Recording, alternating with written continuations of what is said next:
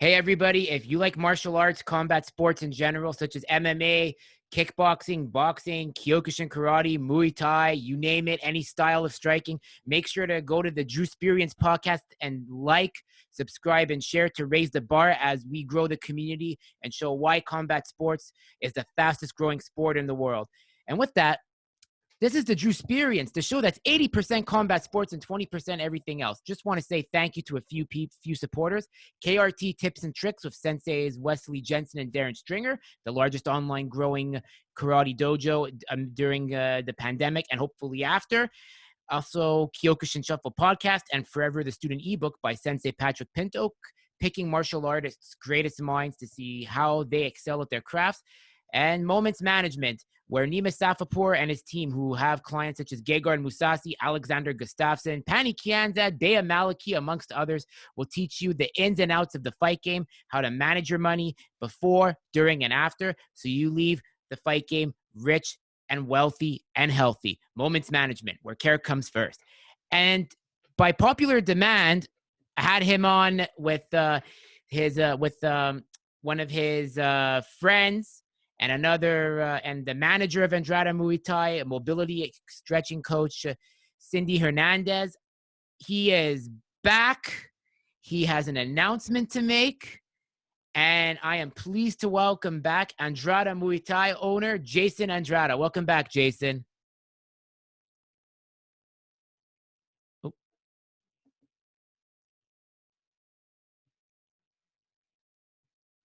Looks like it froze. Uh-oh.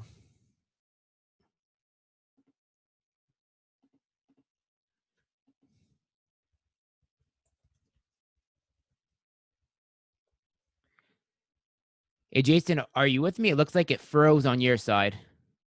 Uh-oh. Can you hear me? It froze on my side. I can hear you now. Perfect. Did you hear my epic announcement at least? Oh, I heard like half of it, but it kept going and then it like froze out.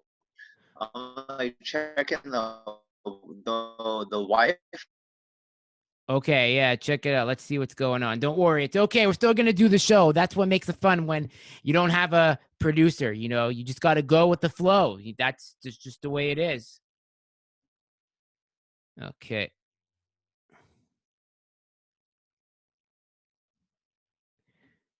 All right, you let me know when you're back in when I see you again, so that way we can get this going. It's okay. Technology is not perfect. Oh,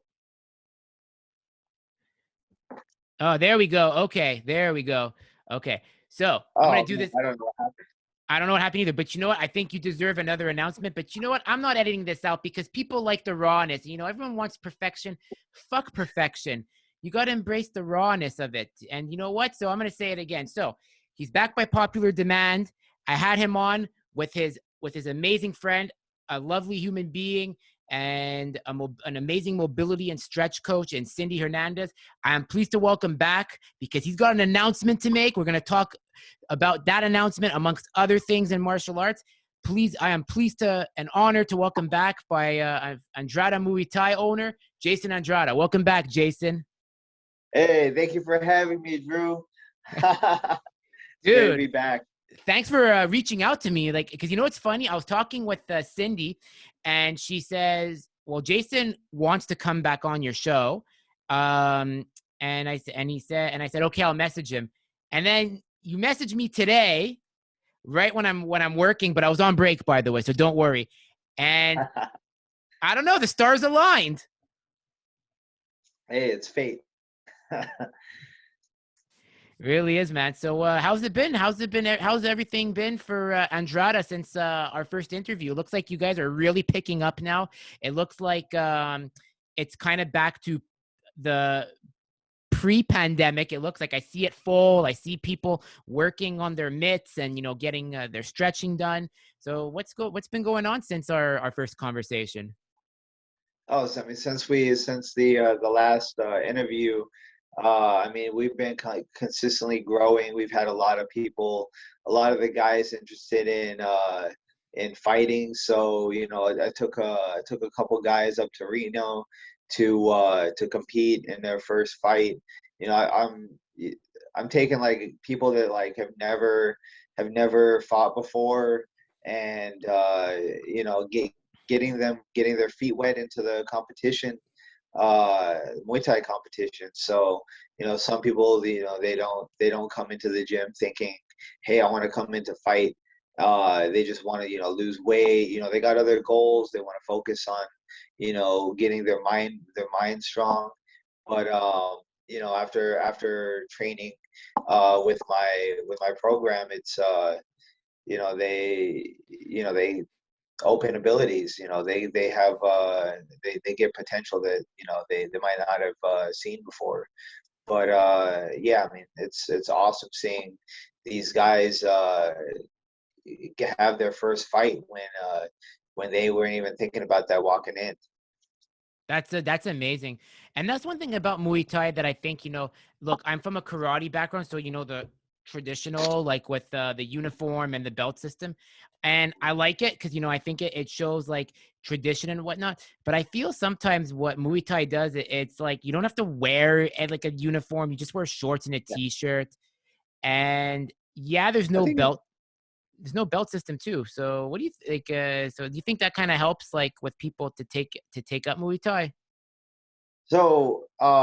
Traditionally, there is no belt. There is no ranking system. There's not really a uniform per se. But there's a lot of gyms, and I don't knock it. Like, it's all good. I mean, it doesn't work for me, but you know, the other gyms have their systems, their belt ranking systems. There are some gyms with belt ranking systems, and they do the Prajit ranking systems. I've seen shirt ranking systems, like color ranking systems, short tests, like to wear like the fight shorts, like you got to take a test for it, and I mean, it's all good. It works for their system. I'm you know, I just don't implement a system like that. So, you know, and I don't force my students to wear, you know, my branded stuff. But you know, I come out with some cool stuff. So, you know, it's you're gonna want to wear it. Exactly, exactly. What's been like have there like what's it been like? What was the experience, what was the reaction from your students who had their first fight, and like what, like when they finally did it, like what was their, do they feel that they could do this again as a way to like stay in shape and maybe toughen their mind up? Oh, we are doing it again next month. We're going back up. And then a couple other guys got another competition a week after that. So, you know, you take that first bite, you know, all of a sudden you're eating the whole pie. You know, you wanna keep it going, man. You don't slow down, you don't stop. I mean, that's exactly the way that I did it back when I started and I had my first fight. You know, scared as shit because I've never fought before that. So, but you get that first taste, and then you just want to keep going. Because if you take a break, man, it sucks getting back. Do not take breaks. That's where people fall off. You take breaks, man, getting back on that horse sucks. But don't I take breaks. I don't take a break, but the thing is, we don't have any martial arts in Canada right now because of COVID. Like, they are more Uh, strict. But you do what I can. I do what I can to stay in shape. But man, when competition season starts, I'm back, and I'm coming, and I'm going to come back with that fire. Like I've spoken with my coach. We have a system plan in place to get me back into competing. The goal is to do 3 more semi contacts because in the style of karate I do Kyokushin, you do semi contact from white belt up to yellow belt. So you wear like the headgear, you have like the gloves, and you have like the shin pads. But once you get to green belt, brown belt, you only wear like, obviously, like if you're like a groin cup, and you wear like maybe like not even the gloves, like it's just full contact, bare knuckle. What was the term they used to call it before? No holds barred. It's like no holds barred, just with a karate uniform, basically. I've seen a lot of those competitions. Man, they are rough. All bare knuckle body boxing, and then you got a foot and shin flying up to your head. Like, man, it is crazy. A lot of the OG K1 Max, or not K1 Max, the K1 guys, back in what, like the 90s, early 2000s, like coming from Kyokushin. Man, that's a badass sport right there. Thank you. Thank you. Yeah, I know it's when people when sometimes I even question myself. It's like, how do I do this? Like, it's like I don't have a bad bone in me to do it. Like, because you look at Kyokushin guys, they're very rough, but it's you know what? That's just a stereotype with the sport. Like, there's many brilliant people. Like some of them, one of them is like who was a competitor, not in K1, but just in the competitions themselves, like amateur, and he was a PhD professor that's from the Netherlands, but he's in teaching in the States. So that's what I like about martial arts. You just never there's so much there's such a diversity in every discipline, and it really opens your mind up that like this combat sports does not discriminate. Oh yeah, most definitely. I mean, it's, yeah, I think sports in general, like people are people. Like everyone has their own minds, thoughts, ideas, perspectives. It's not everyone's the same.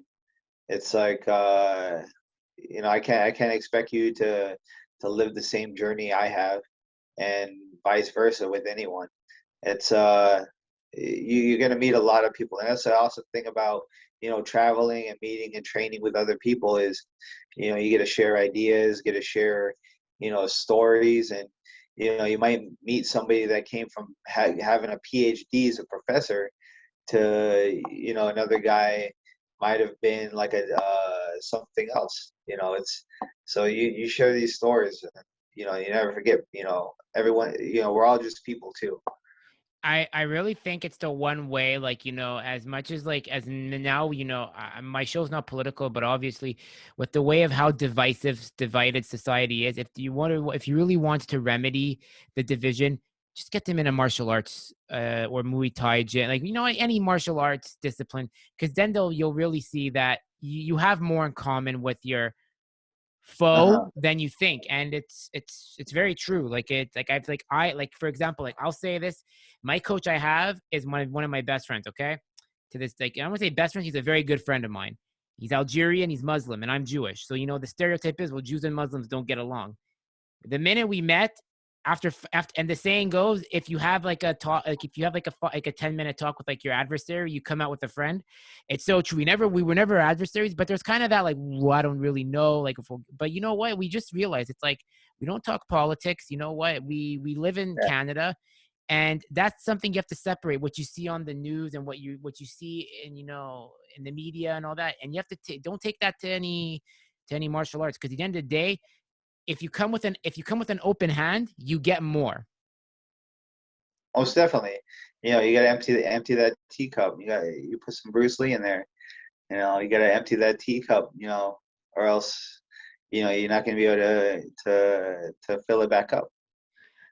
I really think everybody teaches each other something, especially like in your gym and Muay Thai. Like, for example, like, let's say you have a new student that's feeling out of shape, they want to lose some weight. I'm sure like one of your, like, whether it's you or your other like students who like are more in shape, are going to work with that student to make them feel important and valued and whatnot. Oh, it looks like it cut out again. It's okay. It's okay. It's okay, people. Show still goes. Just gonna wait for Jay to come right back, because sometimes. Oh, there we I'm back. go. There we go. Yeah, you're like frozen. You're back. Okay. Yeah, no, I was just saying, like, I think it's amazing how in martial arts, like, let's say you get a student that's new, they want to get into shape, and you know what? You're gonna send one of your more in shape students to work with that new student to make them feel less insecure, and then by the end of the class, that new student has a friend. Hmm. Yeah, people gotta put their egos aside and be respectful of everyone else. But the problem with the world now is people can't put their egos aside. They think their way is better than the next guy's way, and they can't they hold grudges. They're envious, they're hateful, they're just all kinds of bad shit that people need to calm down, man. It's like if somebody doesn't share this. Uh oh, looks like it froze again there. And he was just getting into a very good point there about sharing something and putting ego aside. So we'll just wait till he comes back.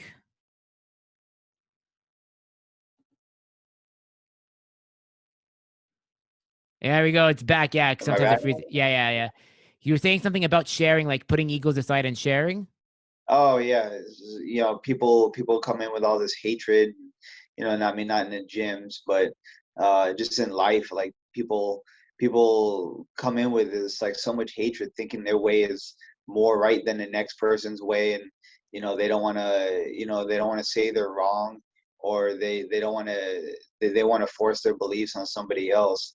So it's things get messy, and people need to calm the hell down. Like if somebody doesn't share the same perspective as me or the same ideas as me, or they disagree with me, it's whatever. Just move along. Like you don't need to think the same way I do. No, exactly. Life's too short to be mad at everything and hateful and, resentful and arrogant. But, philosophy aside, you have a big announcement to make. What's that announcement, Jason? I Uh, was. June 12th, Miami, Florida. I'm going to be fighting again. It's been over 5.5 years since I last stepped into the ring. Had to do a lot of things, and I had to, I had to have a business. I had to open my business, so I've been grinding away, been focused on that. So looking in hindsight from this shutdown and the pandemic and the quarantines and all this stuff, like really helped me get myself in check and gave me that little bit of room that I needed to really focus my mind. So yeah, I mean, I'm super pumped. Miami, Florida for the triumphant combat promotion.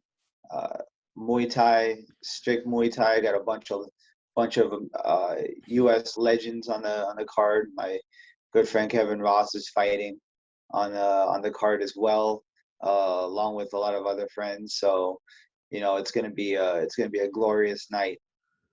That's amazing. Well, welcome back out of I guess hiatus or retirement. I mean, because you said you were stepping back for a bit. Let's say hiatus. I like the word hiatus. It sounds nicer.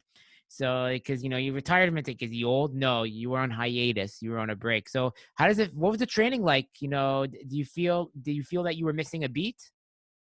I've just been so busy, opening up the gym, getting it to run strong, and then finding a way to have Cindy there when I can't be there, because again, I don't shut down my gym, I don't shut down classes. I hate that, I never want to do that. So I mean, that was the tricky part is getting my business up and running strong enough to where I can step out and have the gym still functioning as well, which is why I'm in Jacksonville right now uh, for this UFC card this weekend. But yeah, so now I mean, just all these pieces had to come together, and getting my losing the weight, getting my training back up to like 2-3 hours a day, or like 3 hours a day, um, but just getting my health back on point, because doing what I did before 5-6 years ago, like I'll never be that. I'd rather just not fight. But I've been focused, got my health right, and I'm feeling stronger than I ever have been. So when I was consistently fighting, so it's yeah, I can't wait to test myself once again. That's amazing, man. And what's a routine? What's your typical routine like with the training? Because you said 2 and 3 hours a day. So what are we doing? Like, what's a typical weekly routine like for you? Oh, I do the same thing like every day. Like every week it's just the same repetitive cycle, routine, schedule. Uh go to the gym in the morning, 9:30, hitting the bags for a long time, a bunch of rounds, a bunch of push-ups, um up until my first class at 11 o'clock. and then teaching class. Sometimes I'll get a little bit of sparring rounds in with some of my team, and then go home for lunch, cook a steak with some eggs because it's the same damn thing every day. And Steak and eggs, then baby. steak and eggs every day, and then go back to the gym to teach kids, teach a couple more adult classes, and then training with the team, sparring at night, and then pad work after that with for some extras. So I'm teaching like 5, 6 classes a day, um, then training like 3 hours on top of that. Hmm. Hmm. Then I go home and then like get ready to do it all over again the next day. And it's been that way for like almost a year now. So you said you're doing like you go to the gym at 9:30, and and you're doing push-ups with bag work. Are you also doing any lifting too, or you're trying to keep weights out No, to like, because that can kind of maybe stunt the flexibility, I guess, that Cindy works with you on? I do a little bit of I just have like some adjustable dumbbells at home, and I kind of work with those. But going to a gym to do specifically weights, like I don't have a weight regimen like that. So I just lift some weights, some dumbbells at home, and just try to make up some stuff. But it's been working. Trying to get some what I think are functional movements in, just with a lot of weight resistance. And then what else? Yeah, I don't really have time to do anything else. Like I don't have a social life. Like and the weekends, like I teach about 3 hours on Saturdays, and then I'm recovering, rest and recover on Saturday, and then I go back in on Sunday and get some work in with some other guys that I invite to the gym. So I'm on it like Sunday through Friday, Hmm. and then Hmm. I'm working on Saturday, so I don't really take a day off. It's no stop. It's like that when you're a business owner. So you just got to keep grinding, man. You have to make Yeah. you have to make that you have to make your own bread. Yep. As the saying goes, you got to get that bread. So but at least you have a routine. Mhm. When it comes to nutrition, you were saying you're eating a lot of steak and eggs, but some of the other meals I've seen on your Instagram story, it's really impressive of how you really do a good job of cutting out those carbs. Because before we were recording, you were telling me how you're really, really picky. Where does that discipline come from to like do that and that attention to detail? That a little bit from experience, like I mean, everything's from experience, but it's I know that I could change some things on the menu if I go out to eat because I'm not home right now, so I gotta get my food from outside sources. So I just gotta make it work. And then just the discipline, it just comes from messing up too much, you Mhm. know, screwing up, big time like in the past, and fixing it. And then like I said, the quarantine last year, I put myself in check, and then I preach all this stuff to my students, and I don't want to bullshit them. So I gotta be working alongside with them. Mhm. I don't want to talk all this things and then doing the complete opposite behind the scenes. So yeah, I mean, if I posted on my story, like, if you go out to eat, you could always change the menu. Like a lot of times, and this is coming from experience. Somebody orders some pizza. Doesn't mean you got to eat a slice of that pizza too. Like you got some goals, man. If you want them, you can get them. Oh, All it very takes. true. Very, very true. So right now, what is your weight right now? Like I know you're pretty shredded. So you're weighing what? You're 135?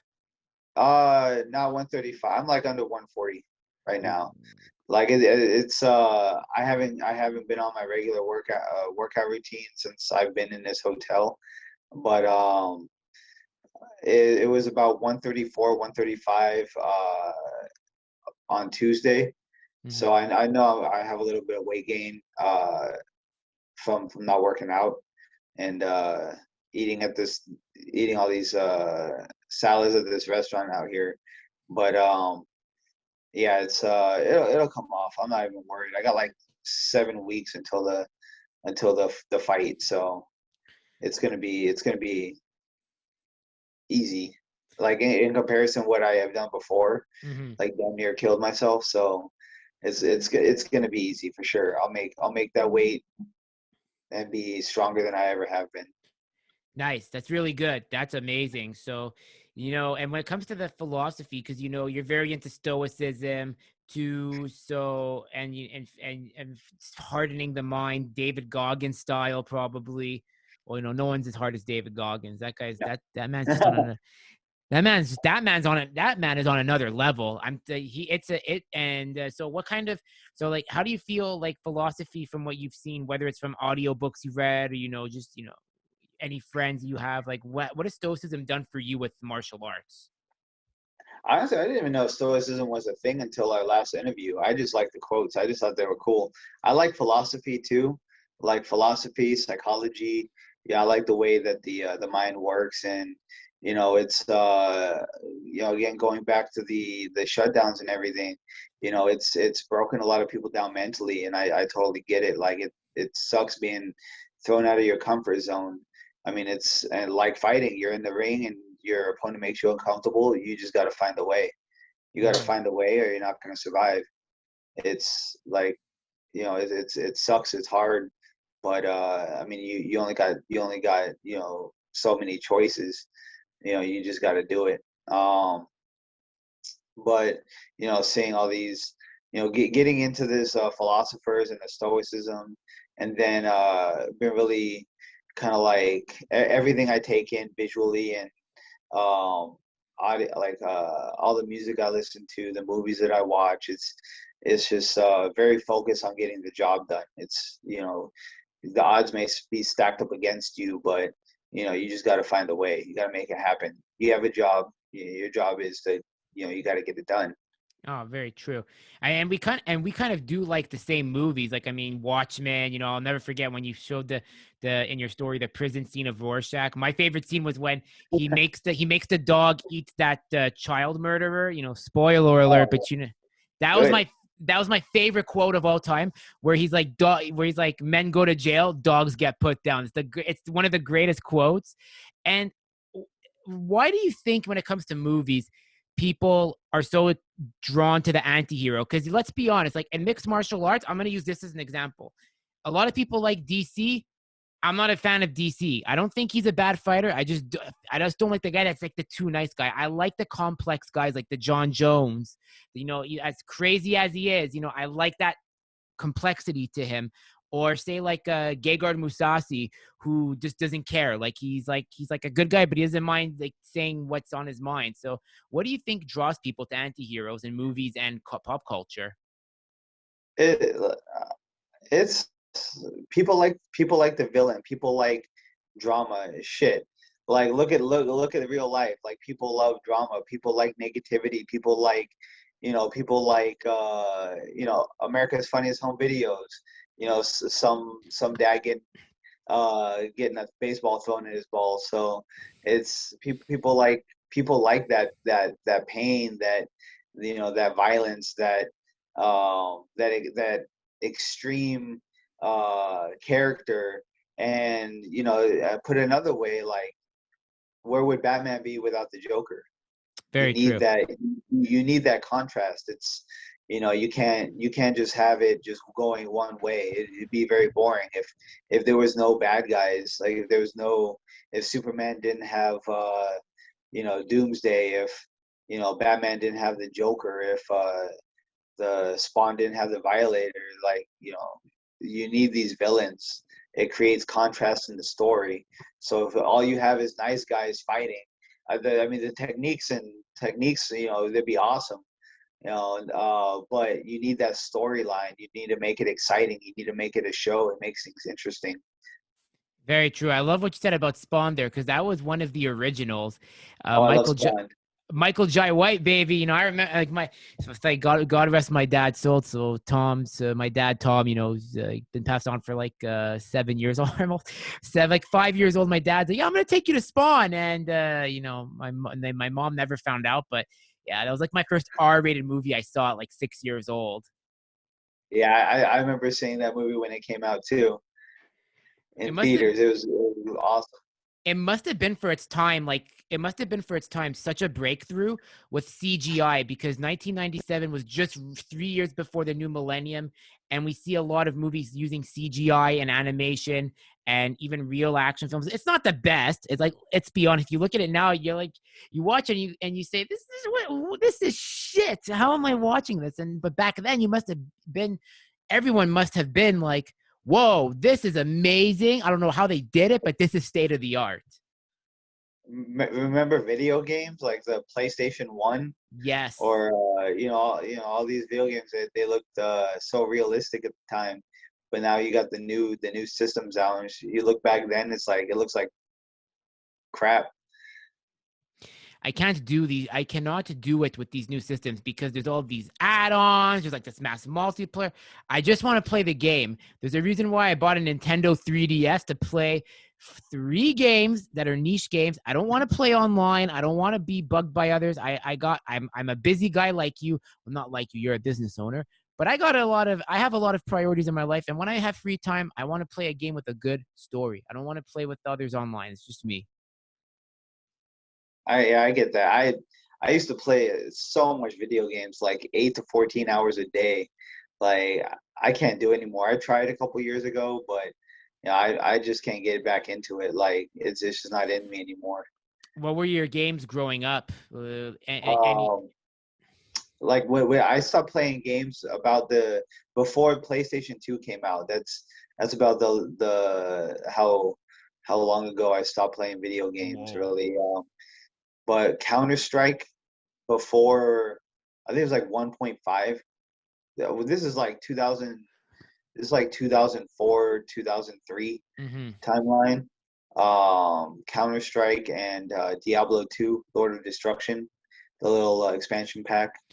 But yeah, Diablo. Oh those are my my games. gosh. Yeah, Diablo. Oh, Matt. Yes, I know that was a big one for its time. Blizzard Entertainment. I never played Diablo, but for me, because I remember when I had a PS1.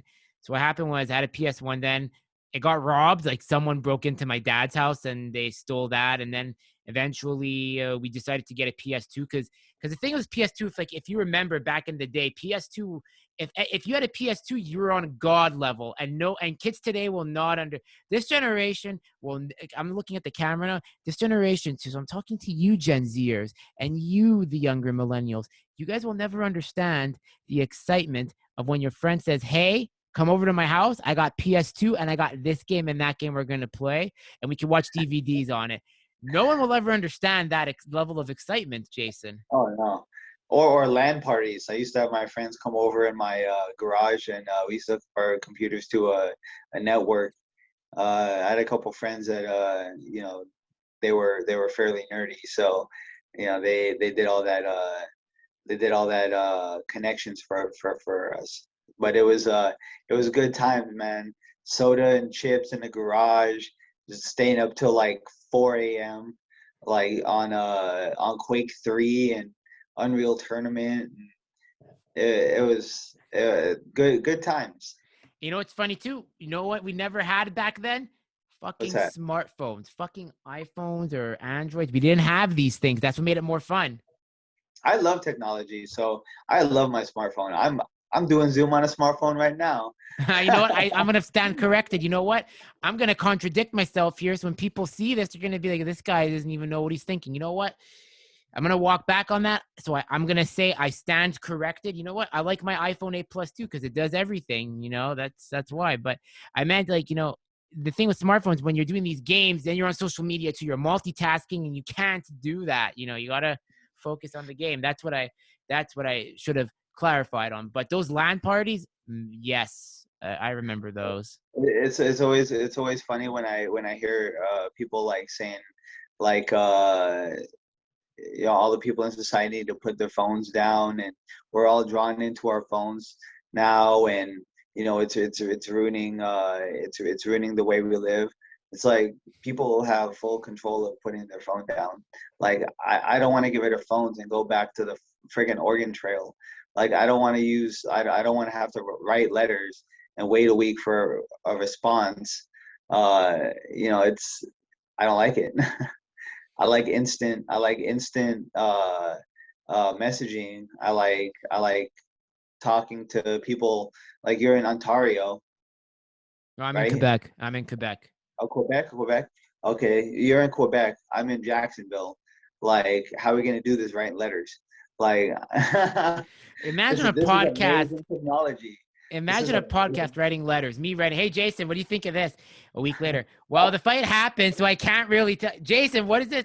And then Cindy sends a letter. She's giving her opinion, and then at one point, it's like we can't do this. I know what you mean. It's impossible. So yeah, I mean, Technology is amazing. Just people need to learn how to control themselves. I'm I'm telling. I love what you said, controlling yourself there, because man, because there are some people. The shit I've seen some people do on their cell phones, like what they look at, it's like, what are you doing? Like, how do you have time?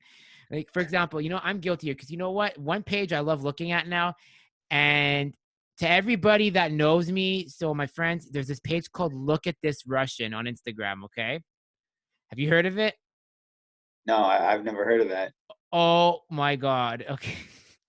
If you ever want to see what Russia is, okay, it's a very stereotyped view of like what happens in Russia, but it just shows like how their world is different from ours completely. So it's basically like road rage there, things blowing up, you name it. Like, and like, so I bombard all my friends with this page. And that's what I love about social media, but I got to learn to control it because at one point, one of my friends said, I think I know more about Russia without living there based on all the posts you send me.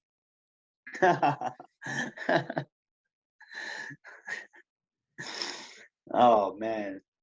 You got it. It's one of the best pages ever. Like to laugh at. Like I'll check it out. there are sometimes I have to rewatch the vid again just to make sure. Like did I just watch that? Like this isn't Barstool. Like Barstool is like they send it in because people know they want to get laughs or get views. This is like it's I'm at a loss of words with what I see on there. It's amazing. Some stuff you're going to be like, what the fuck? But you know what? I want to visit Russia now because of it. Not for that, kind of that page just to see the craziness of it. But I want to see Russia because Russians are very hard people. Like they understand. Like like they you look at them in fighting. Have you ever fought a Russian in Muay Thai? I fought a Ukrainian, and yeah, he was it's like fighting a brick. He was fighting a brick that hits you with other bricks. It's that was a very tough. One of the toughest dudes I ever fought, and it was his lack of emotion was scary. They're like Terminator. They are the exact real life versions of Terminator. Oh yeah. They just keep coming. They do the leg kick. They clinch, and I mean, look how good they are. Like whether Ukrainians or Russians, Tiger Muay Thai like has a staple of all these like Eastern Europeans, if I'm not mistaken, don't they? I think so. Yeah, Peter Yan, I know for sure. Then a lot of other. I mean, you just see like all the UFC fights, and you just see all the team is like from the giant team from Tiger Muay Thai coming down, Yeah. and yeah, they're tough as hell. Like they're tough, they're well skilled, but it's just the dedication and the commitment that they put from an early age. They get all that experience in like for a long time, and you can't substitute that. Like it takes a certain type of human being to kind of like fight to counter that. But yeah, it's dedication, commitment, hard training. That's exactly we do in with Valentina's fight camps and Antonina's fight camps. It's hard training, it's long training, it's um it's it's really awesome. Yeah, I mean, you're on the front lines, and that's something like I don't want to ask too much about it because I want to make the show about you. But basically, you've been around them firsthand, and do you feel, uh, like the mind of a champion is someone that just knows how to put it in, night out, grind it out, even in like the toughest moments. Would you say Valentina for like a women's champ? Do you think she's the definition of what of a female champion is? Tough mind and just always finding a way to solutions. It's like unbreakable. Genders aside, she's the definition of Yeah, what the champion true. mindset. It's like men or women, Yeah, like she's one of the strongest people I know. true. It's incredible. So I should walk back on that just to make sure a champion in general, because like she is an example. Like I really like the philosophy she has in terms of like just she's like it's the perfect blueprint of how to really persevere like in any scenario. Exactly. It's how you get through rough times by being a tough person. Do you feel like her and her sister have like really become successful also because of the background they came from? Because eventually, if ever, as mentioned, the goal is that for me to talk to them, like, and I'd love to talk to them about their background in the post-Soviet Kyrgyzstan, because I did take Russian history. And do you feel maybe growing up in a post-communism era where it's a lot of turbulence, there's a lot of lack of opportunity, do you feel that might have maybe helped them become better at their craft to achieve the best for themselves? Oh, for sure. For sure. The harder the obstacle in front of you, the more you have to work for it. And they worked hard for it. So, that's why they are where they are now. It's, everyone, life you just presents obstacles, and it's a job. Like you got to do your job. You got to succeed. You got to first survive, and then you have to succeed. Mm-hmm. Very true.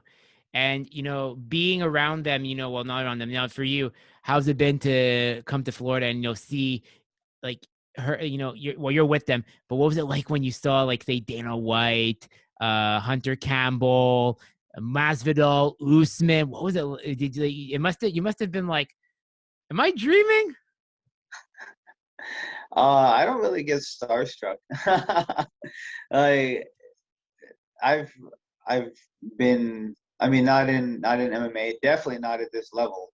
For 100% not at this level. But I've been around the world champions before in Muay Thai, Mm-hmm. and it's kind of normal to me. It's so I don't really get too starstruck Mm-hmm.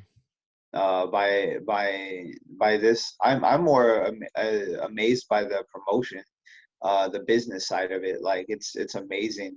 I was just telling some people earlier today that it's you see the quality of the promotion, and you know the difference that having all these people working on this system, and all the money that they've made from the hard work and the dedication, so many years of doing all these shows, like the way they've been doing them. And it's like everyone here is treated like VIP.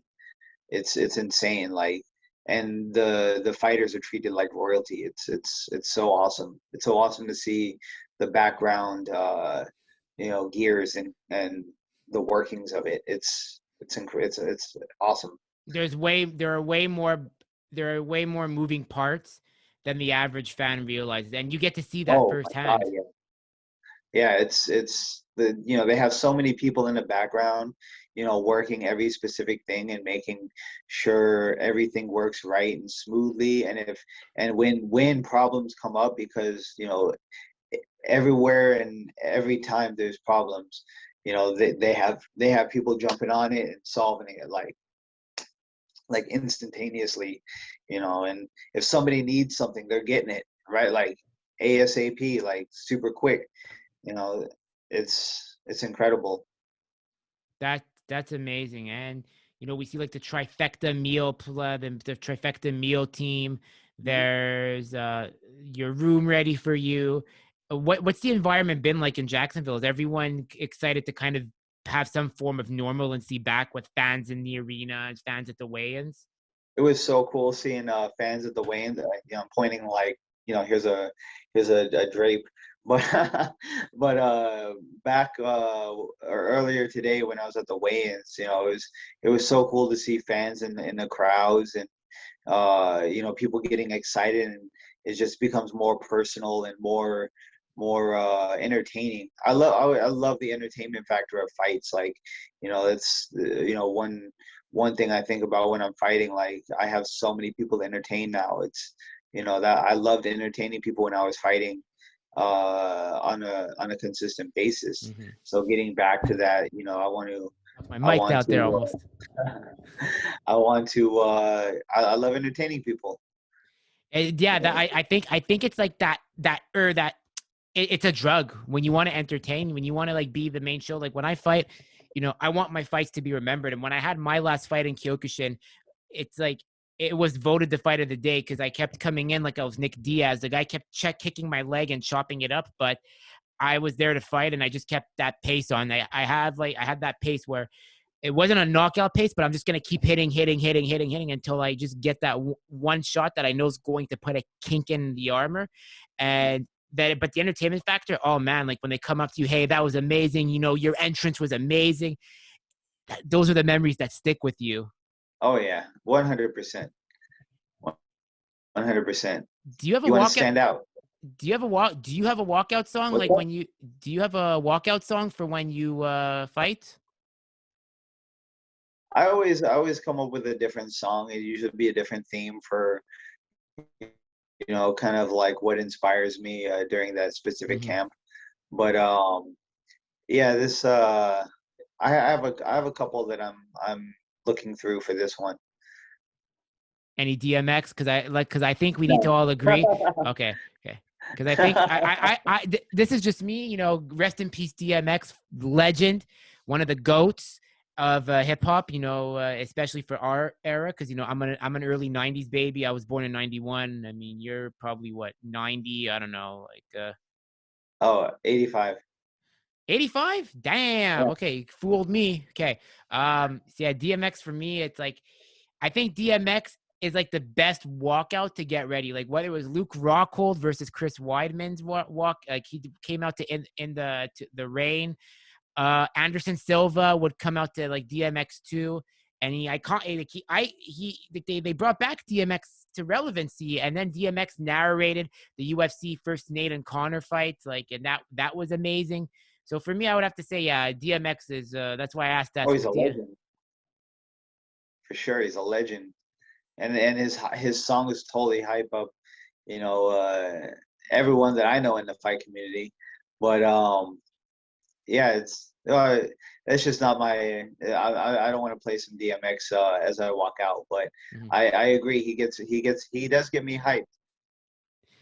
I think for me my choice of song is always going to be "What's My Name" DMX, and one more probably X Gon Give. I think X top two for me are X Gon Give It to You and What's My Name. It's like What's My Name is like I've been bumping to that song since I was 7. I don't know how I didn't know what the lyrics were when I was 7 years old to turning 8, but you know what? I like the beat, you know, because I'm more of like a sound kind of guy, not a lyrics. But then sometimes you have those songs where the two intertwine and you're like, whoa. And that was DMX for a majority of his songs for me. It was like his lyrics made sense. Eminem probably too. I never really seen people, you know, Tupac. No, Nate walked out to Tupac in the second Connor fight. Connor did Biggie, and then Nate did Tupac. It was like East versus West. That was a sick. Those were sick entrances. I used to walk out to a lot of Bay Area rappers, E40, Hood Stars, the Federation. Um, so I was I still am a huge fan of Bay Area, the hyphen movement, with like mid like 2006, 2005 timeline. But Hmm. yeah, it's 'cause I used to fight out there quite a bit too, so I always wanted to hype up the crowd, and yeah, I think Wow, those that's did it. crazy. So you fought in the Bay Area. So that was when Gilbert Melendez was coming up, right? Was it like 2000? I think my last fight in the Bay was like 2010, around that time. Okay. So like 2008 to 2010. I 2008 probably was had like five, 6 fights in the Bay. that's crazy. In the Bay too, that was when Strike Force was there. Yeah, Um, crazy. Elite XC. I think Elite XC, the Kimbo Slice promotion. I don't remember that Okay, promotion. I know. Strike Force was there. They did. I think they might have done an No, Affliction was done in Anaheim. That was done in SoCal. The Bay Area was like mainly like Strike Force and some of Scott Coker's other promotions. So that I always say that was like the golden era. I mean, like now is the best era for martial arts because of all the media and technology around it. But I just think when Tough exploded in 2005, that was like the golden era with all the legends now when you look back, and because we don't have that anymore. Oh, Like everyone's just kind of like it's not the same. Everyone wants to protect their brand now, basically. yeah. Well, I mean, a lot of fighters are realizing, how to, how to make money, how to brand themselves. You can only fight for so long, and it's awesome having a belt, and but you want to have that plan to take care of you after you fight, after you retire. So I think a lot of fighters now are, kind of realizing that, and becoming more educated on the whole marketing background, like how important social media is, how important like certain sponsors are, really how you present yourself, because it's all pieces of the puzzle. Hmm. That's so true. That is so true. So, what's your plan for after June 12th? You come back, you want to fight. Are we going to be going? Do you see yourself competing and then getting another, trying to get another, is it trophies or belts they have in Muay Thai? What does the champion get usually? There, there's different promotions and have different things. Usually, it's a belt. I have a dope trophy from a promotion that did 2 shows, and but it's usually belts because Mhm. you know trophies are a little bit harder to carry around, and they're a little bit I don't think they're as popular as belts. Everyone wants to win a belt, but yeah, after the fight, after June 12th, I don't know. uh, I have no idea what I'm gonna. I know I'm gonna be teaching and working. Okay. So I mean, I got a business to run. I got students that want to be fighters, fighters that want to fight. I got people that are just trying to lose weight, just trying to learn, get some self defense skills. Have some fun, learn martial arts. It's so I mean that's always my number one goal is my gym. So that's I love helping people. I love people, seeing people grow, and then that's and my gym's gonna take care of me you know when life goes on. Exactly. Well, you've done such a good job.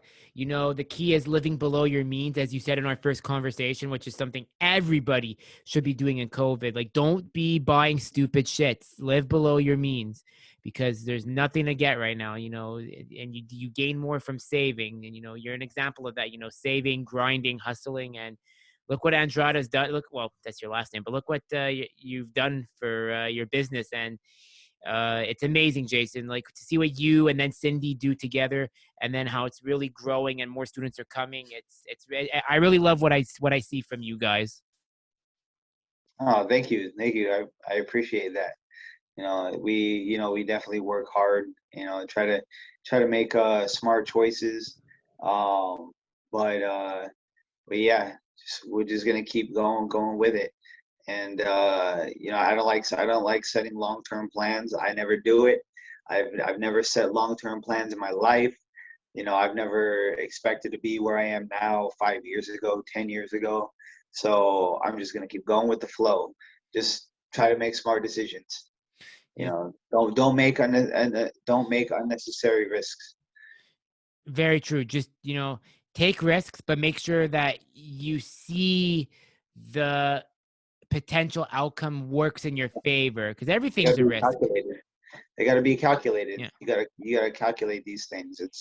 It's not just you don't just guess, and you don't just throw everything in on a guess when if it doesn't work out, then now you're living check to check. Now I got to pick up 3 jobs.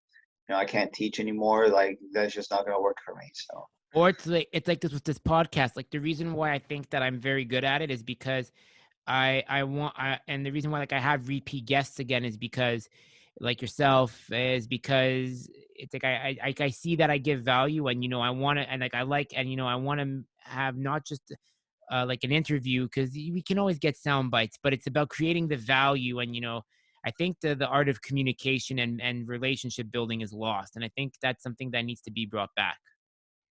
yeah, just talking, just flowing back and forth, just flowing back and forth. Separating the fighter from the person. And that's what I think. We get very caught up, like as mentioned, you work with the Shevchenkos. You're not starstruck. You just see them as people. You're part of their team, you work with them, but there's the friendship aspect to it too. So it's like you really know how to separate that fighter from person. And that must be like, it's pretty, for some it must be very hard, but for you it must be like super like easy, because you've seen world champions, you've worked with world champions. So that must have really has helped you become like a better coach, not only with pros but amateurs, but anyone really. Yeah. Oh yeah. You stay calm and collected. Just That's do the your job. that's I it. just Just want to do my job. that's it. That's what I tell my manager too, because my job, like they gave me a performance review, and they're like, "You're really doing good." And I just want to do my job. I said, I just do it. I show up. I like to fly under the radar, and if I get recognition, okay, good. On to the next challenge. Yep. Keep it easy. Keep it easy. Keep it under the radar. No one needs to know. Got to keep it like a Navy SEAL, man. So, Jason, where can people? Well, I guess we'll conclude it here. Keep it easy and keep it on the down low. As where can people connect with you as usual? Because I want to make sure it keeps growing, Andrada. I'm super happy to hear that our conversation, the first time around, is really helping you and has really like gained more for you and Cindy and whatnot. So, where can once again people reach find Andrada and you? Well, you can find me physically right now I'm in Jacksonville, Florida, but in Vegas at Andrada Muay Thai. I have a website, andradamuaythai.com. Check it out. Google the address. And then Instagram, my personal page is ridiculousj702. And then my business Instagram, Andrada Muay Thai. It's on this shirt right here.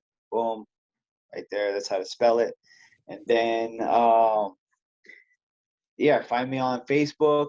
I just have Facebook and Instagram. I don't do Twitter. I don't do other things. It's too much. I know.